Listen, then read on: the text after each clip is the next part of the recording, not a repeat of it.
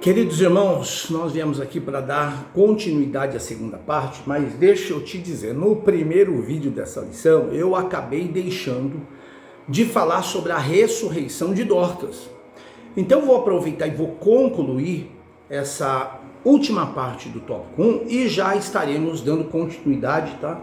Nesses tópicos, 3 tópicos do tópico 2, ok? Eu acabei deixando e não achei viável a gente excluir todo o vídeo por causa de uma parte, sendo que nós podemos sim colocar essa parte aqui no tópico de número 2. Então não vai perder nada, você que nos acompanha no canal, você que ama o estudo bíblico e sistemático da Palavra de Deus, vai ter oportunidade nesse segundo tópico ver a finalização do tópico 1, que vai falar sobre a ressurreição de Dorcas. Deixa eu já aproveitar aqui e pedir para você que está se achegando pela primeira vez em nosso canal, desde já eu te convido a se inscrever, deixar o seu like, compartilhar esta mensagem, pois o YouTube entende que o nosso trabalho tem relevância e com isso teremos a condição de alcançar mais vidas com a propagação do Evangelho. Então vamos aqui só para finalizar,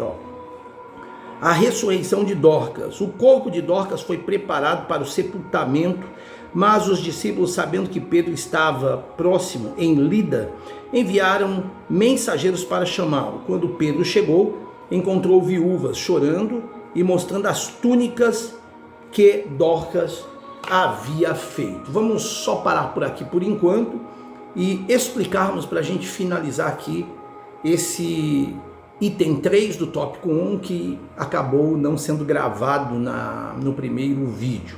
Então aqui nós entendemos que ao saberem, que Pedro ele estava perto, os discípulos chamaram a Pedro com urgência. Pedro ele entra no quarto, afasta todos, ajoelha e ele ora. E em seguida diz: Tabita, levanta-te. Dorcas abre os seus olhos, vê Pedro e se assenta. O milagre acontece e ela é devolvida viva à comunidade. Então esse ato não foi apenas um sinal de poder, mas uma confirmação de que Deus valoriza vidas que se dedicam ao próximo. A ressurreição de Dorcas produziu fé em muitos e em nome do Senhor foi glorificado em toda a cidade de Jope. Então isso nos faz entender que Deus honra quem honra vidas, e quando uma vida é instrumento nas mãos de Deus, nem a morte tem a palavra final. Só para concluirmos, Dorcas, ela viveu servindo, morreu deixando legado e ressuscitou para glorificar a Deus. A sua história nos lembra que uma fé prática move o céu e que Deus se importa profundamente com aqueles que fazem o bem em silêncio. Dorcas não foi conhecida por discursos, mas sim por atitudes. E essas atitudes, meus irmãos, ecoaram até o céu. Amém? Então a gente fecha esse tópico e já entra aqui sobre o ministério de Dorcas. Vamos lá. Dorcas expressava e testemunhava sua fé no Evangelho de Jesus com suas agulhas de costura, executando um trabalho digno de atenção e apreciado por todos.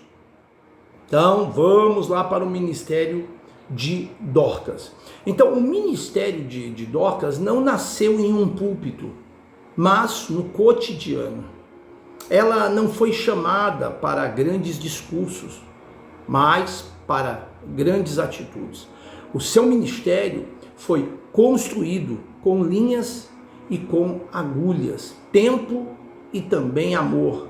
Dorcas nos ensina que servir também é ministério e que Deus valoriza aquilo que é feito com o coração. Depois aqui, pastor Valdir Alves vai falar sobre a mulher generosa, que era Dorcas. Então diz aqui que Dorcas era generosa, capaz de deixar seus próprios interesses para ajudar o próximo, cheia de boas obras e esmolas que fazia. Embora fosse uma mulher bondosa e que fazia caridade, Dorcas sempre se manteve discreta, sem alardear seus feitos, como ensinou o nosso Senhor Jesus. Então Dorcas, ela era uma mulher generosa.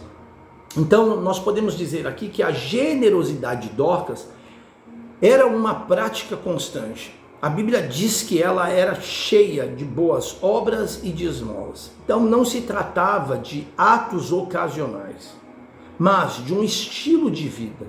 Ela via a necessidade e ela respondia com ação. Dorcas, ela não esperava ser solicitada, ela se antecipava no quesito de ajudar. A sua generosidade não era movida por status, mas sim por compaixão. Ele entendia que tudo que tinha vinha de Deus e por isso tudo poderia ser usado para glorificar a Deus. Nós entendemos aqui nesse tópico que quem é verdadeiramente generoso transforma ambientes, consola corações. A generosidade é uma linguagem que todos entendem. De suma importância isso. Depois no tópico 2.2, o pastor Valdir Alves vai dizer que Dorcas era uma discípula amada. Quando Pedro chegou a Jope, as viúvas o cercaram, chorando e mostrando as túnicas e os vestidos confeccionados por Dorcas. Logo que o apóstolo chamou os santos e as viúvas e apresentou viva, certamente ele pôde constar o amor das pessoas daquela comunidade por Dorcas. A dor deles foi aliviada e o choro transformado em alegria. Dorcas, a discípula amada. Então aqui nós passamos a entender, irmãos, que o amor que Dorcas recebia era fruto de um amor que ela semeava. No momento de sua morte, a presença das viúvas chorando e mostrando suas vestes feitas por ela, revela o quanto Dorcas era querida. Ela não era apenas conhecida, ela era amada. E isso acontece quando a fé não é fria, mas relacional. Quando o serviço não é pesado, mas é feito com alegria. Dorcas construiu laços, tocou vidas, se tornou indispensável para aquela comunidade.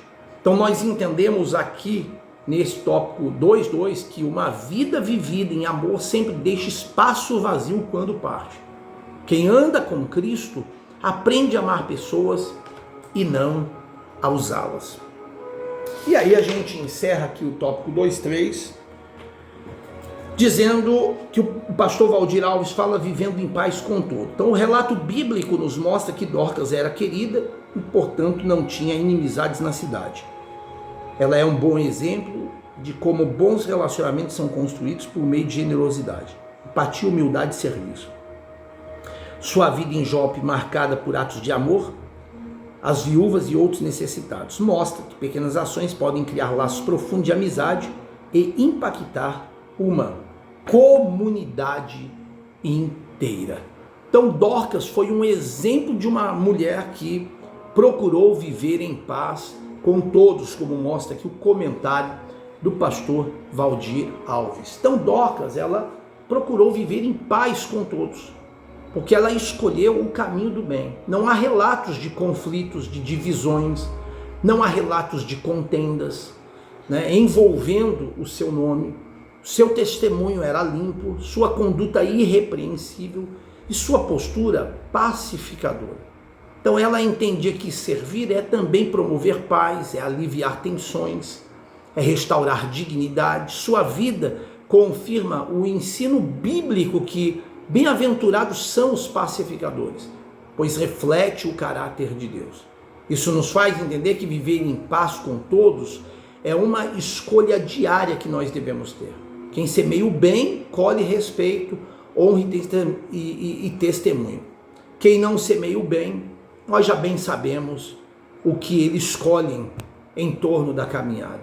O ministério de Dorcas prova que não existe pequeno serviço quando é feito para Deus. Sua generosidade, seu amor, sua postura pacífica transformaram a sua casa em um campo missionário e sua rotina em um altar. Nós encerramos aqui esse tópico 2, ou se você preferir, parte 2, dizendo que Dorcas não precisou de títulos para servir de forma relevante. Sua vida foi o seu maior ministério. Deus abençoe, e assim a gente encerra aqui o tópico de número 2.